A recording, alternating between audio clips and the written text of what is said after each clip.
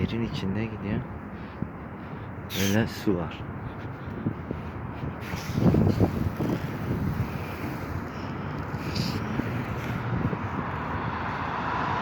Ülkenin böyle güzellikleri de var yani illa maddi güzellikler değildir insanlar için. Bazen manevi güzellikler de insan için önemlidir. Manevi güzellikler geçmişte yaşadığın bazı sıkıntıları insana unutturur.